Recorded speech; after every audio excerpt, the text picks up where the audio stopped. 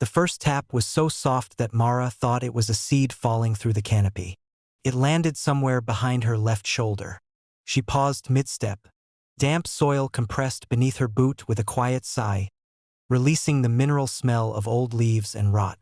The forest around them stood impossibly still, towering hemlocks and cedar trunks rising into a pale mesh of branches where the afternoon light thinned to gray.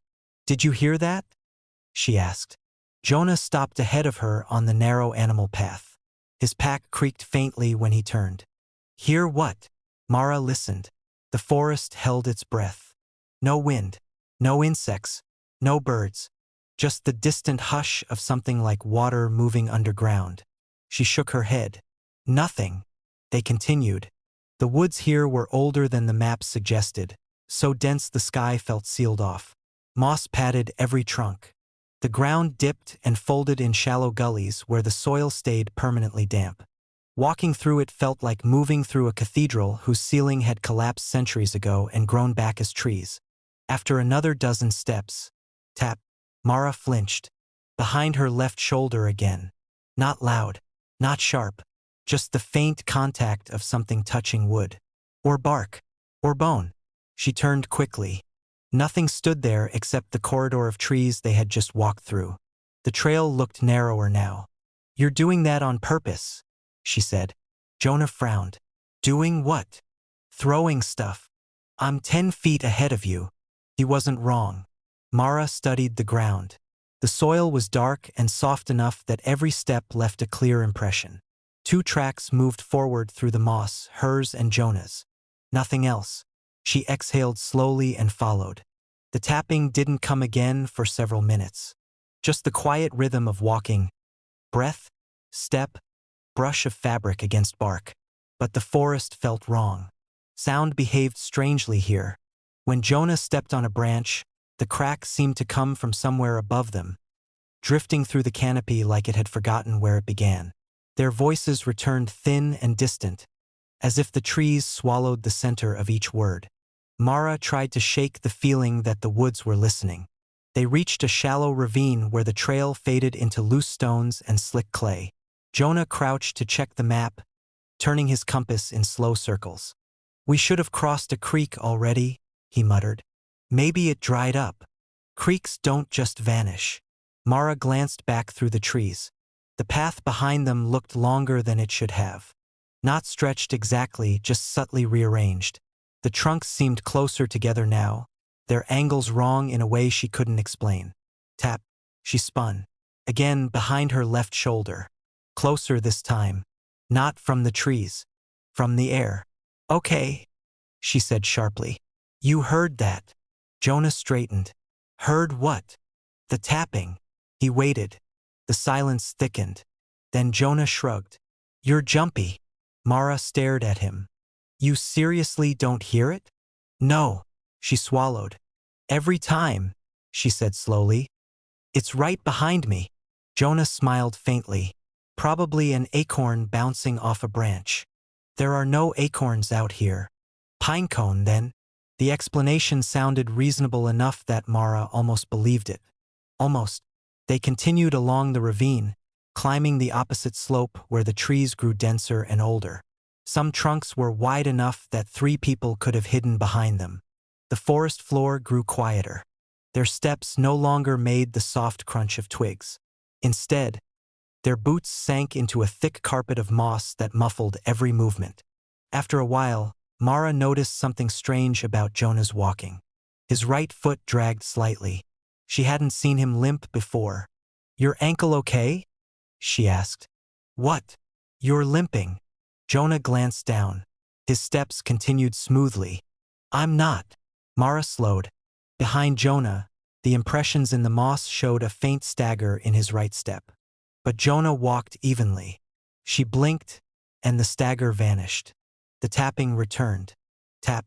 Right behind her left shoulder. She whipped around so quickly her pack shifted sideways. Nothing. But the air there felt occupied.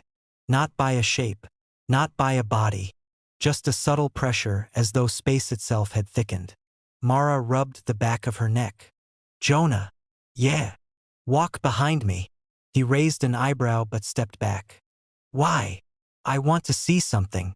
They started again with Mara leading. 10 seconds passed. 20. Then, tap. Mara froze. Jonah walked straight into her backpack. What? Did you hear that? She whispered. No. The tapping had come again from behind her left shoulder. But Jonah stood directly behind her now, which meant the sound had come from somewhere between them. She turned. Jonah stood 2 feet away, looking confused. Stop messing around, he said. I'm not.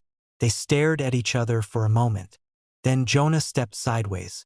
Okay, he said carefully. Walk again. Mara took 3 steps. Tap. Jonah's expression changed. He had heard it. Okay, he said slowly. That wasn't me.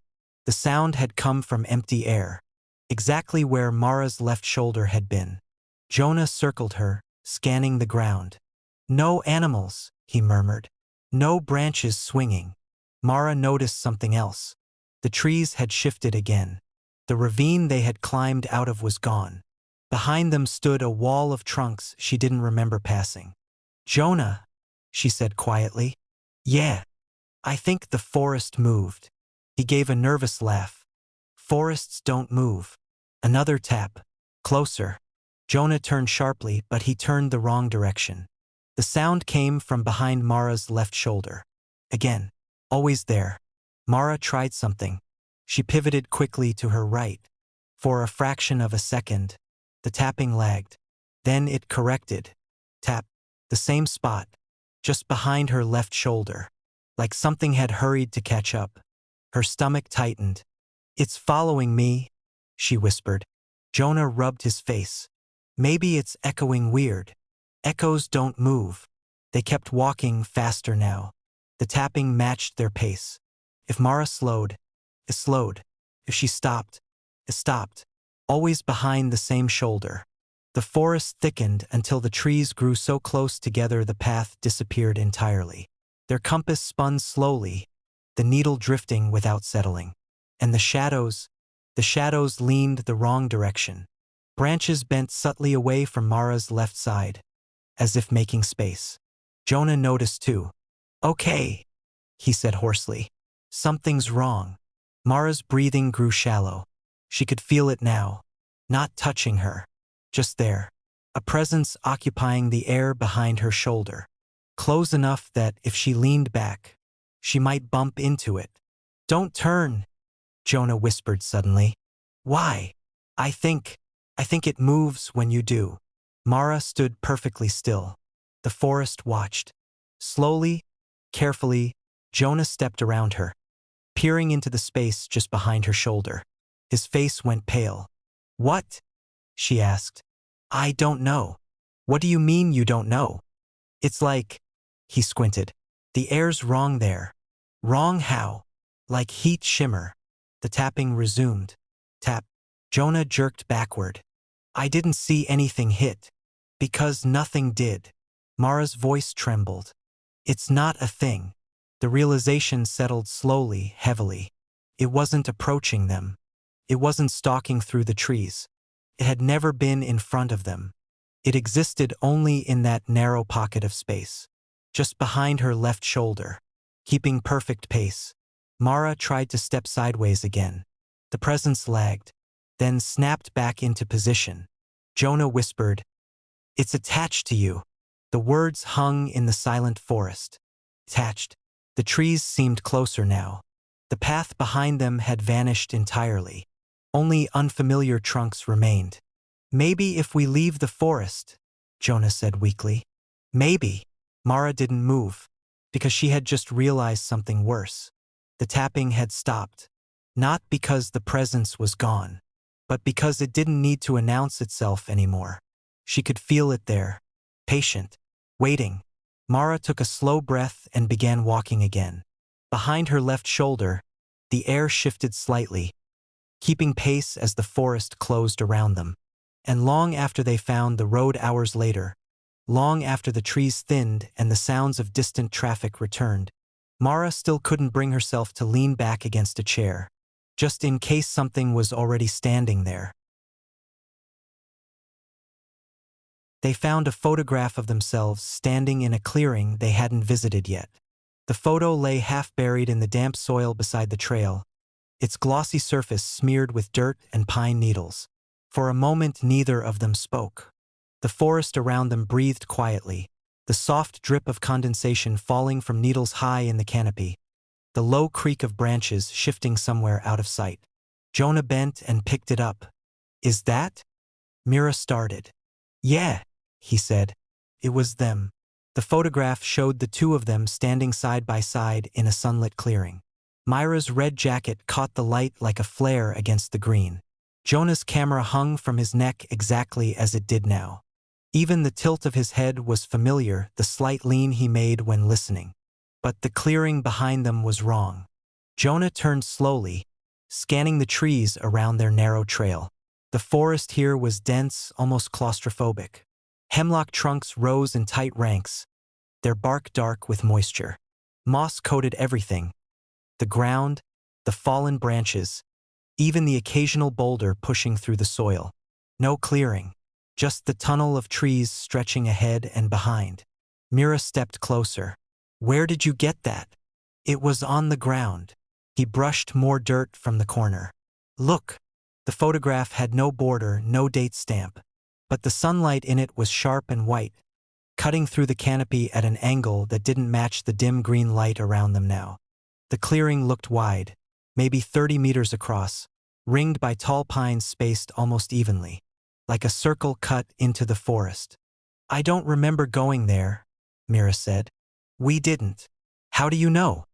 Jonah pointed. In the photograph, Mira stood with one hand raised, brushing hair away from her face. The wind had caught a strand across her cheek. Right now her hair was tucked under a cap. She stared at the image longer. "You're sure this isn't from earlier?" "Look at the trail," Jonah said. Behind them in the photograph, a narrow path entered the clearing between two trees that curved inward like matching arches. Their trunks twisted slightly, mirror shapes leaning toward each other.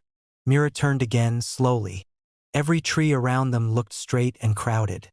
"No arches," she said quietly. The forest seemed to listen. A long moment passed with nothing but the distant knocking of a woodpecker far away. So far it sounded more like a hollow echo than a bird. Jonah slid the photograph into his map case. "Maybe we'll find it later." Mira frowned. "You're serious?" "Well," he said, forcing a shrug. "The trail loops somewhere ahead. Maybe it opens up." She didn't look convinced, but she started walking. The trail was barely a trail at all. Just a thinning of underbrush and flattened needles that wound between trunks in slow, uncertain curves. The canopy above was thick enough that sunlight arrived in scattered beams, thin shafts of pale gold that illuminated drifting particles of pollen and dust. Their footsteps were soft in the damp earth. After 10 minutes Mira stopped. "Was that rock here before?" Jonah looked up. A large stone sat beside the path ahead, its top flattened and streaked with lichen. It rose almost waist-high, like a marker someone had placed deliberately. "I don't remember it." "Neither do I." They walked past it. Jonah glanced back once. The rock looked slightly different from behind, taller, maybe, or perhaps the moss patterns had shifted. He couldn't tell. The forest absorbed sound strangely here. Their voices seemed to fall only a few feet before dissolving into the damp air. Another 10 minutes passed. Then Mira stopped again. "Jonah." He turned. The rock stood beside the trail behind them. Same lichen streak. Same flattened top. "That's not possible," Jonah said. "We didn't turn." "I know." They looked ahead. The trail continued forward exactly as before, narrow, curving gently left through tall hemlocks. Jonah forced a laugh that didn't convince either of them. "Maybe there are two rocks. Identical?" He didn't answer. They kept walking. Gradually the forest changed. The trees became taller, thinner. Their trunks leaned at subtle angles, and Jonah began to notice something else. Pairs. Two trees bending inward. Two trunks curving away from each other. Mirror shapes repeating again and again along the trail. The silence thickened. Even the distant woodpecker had stopped. Mira spoke quietly. Do you feel like the light's wrong? Jonah looked up. The canopy filtered sunlight into shifting green patterns, but the direction seemed uncertain. Shadows moved even when the wind was still. Maybe clouds, he said. There aren't any clouds. He couldn't see the sky well enough to check. Another bend in the trail. Then Mira froze. Ahead, two trees curved inward like matching parentheses. Jonah's stomach tightened. The arches from the photograph. The trail passed directly between them. Neither of them moved for several seconds. The air felt cooler here. Damp earth smelled stronger, almost sweet, like soil freshly turned. Jonah, Mira whispered. He pulled the photograph from the map case. The image showed the same trees, same lean, same spacing. Beyond them, the clearing. But right now, past the arches, the trail simply continued through more forest. Dense, unbroken. That's not right, Mira said. They stepped between the trees. For a few meters, nothing changed. Then the forest thinned. Not suddenly. Gradually, almost politely. Branches retreated. Sunlight widened. And the clearing appeared. It was exactly as the photograph showed. A circle of pale grass and moss, surrounded by tall pines spaced in an almost perfect ring. Sunlight poured through a gap in the canopy above, bright enough to sting their eyes after the dim trail. Mira let out a slow breath. We haven't been here. Jonah nodded. The air in the clearing felt oddly still, as though the surrounding trees blocked even the smallest breeze. The scent of damp needles lingered beneath something else, faint and metallic, like stone after rain. He compared the scene to the photograph. Every detail matched. The pine with the split trunk on the far edge. The shallow depression near the center. Even the angle of sunlight. Take another one, Mira said suddenly. Jonah blinked. What? With your camera. He hesitated, then lifted it from his neck. The shutter clicked. They stood exactly as they had in the photograph. Mira in the red jacket, Jonah slightly angled toward her. Afterward, he checked the screen. The image loaded. For a moment, it looked normal. Then Jonah frowned. What? Mira said. He turned the screen toward her. In the photograph they had just taken, the clearing was visible behind them. But the trees surrounding it were wrong. They leaned inward sharply, forming a near-perfect circle that felt tighter than reality. And between those trunks, barely visible in the shadows, stood another pair of figures. Mira inhaled sharply. Zoom. Jonah's fingers felt numb as he enlarged the image. The figures became clearer. A man and a woman, standing at the edge of the clearing. Watching. The man held a camera. The woman wore a red jacket. Mira stepped backward. That's us. Yes. But we're. She stopped. Jonah followed her gaze. Across the clearing, near the pine with the split trunk, something lay on the ground. A small white rectangle. They approached slowly. Another photograph. Jonah picked it up. This one showed the clearing again. But the perspective was different, closer to the center. And the two figures in the image stood where Jonah and Mira were now. Except the forest behind them looked darker, the trees closer together, the circle tightening. At the edge of the frame, just beyond the ring of trunks, a narrow trail disappeared into shadow. Jonah looked up. The trail they had entered through was gone. Where the arches had been now stood a solid wall of pines, their trunks packed tightly together. No, Mira said softly. Jonah turned slowly in a full circle. Every direction looked the same. Perfect ring of trees. No path, only the clearing. He looked down at the photograph again. In the image, the figures, future versions of themselves perhaps, were staring at something behind the camera. Something standing where Jonah now held the photo. He felt suddenly aware of the silence. Not natural silence. The kind that feels held in place. Mira whispered, Jonah. He lowered the photograph. Across the clearing, half hidden between two mirrored pines, another white rectangle rested on the grass. And another. And another. Photographs scattered in a loose spiral leading toward the center. Each one showing the clearing. Each one taken slightly later, slightly closer. Jonah's throat tightened. "Don't pick them up," Mira said. But he already had. The next photograph showed them standing closer together. The next showed them looking confused. In the next, they were searching the tree line. The ring of trees in the background was smaller each time, closing in. The last photograph in the sequence showed the clearing almost gone. Only a small patch of light remained, and in the center of it stood a single figure holding a camera. Not Jonah, not Mira. The face was obscured by shadow, but the lens pointed directly outward, toward whoever would find the photograph next. Jonah lowered the image slowly. Around them the pines creaked. Not from wind, from movement. The ring was tightening, and somewhere in the forest beyond the trees, a camera shutter clicked.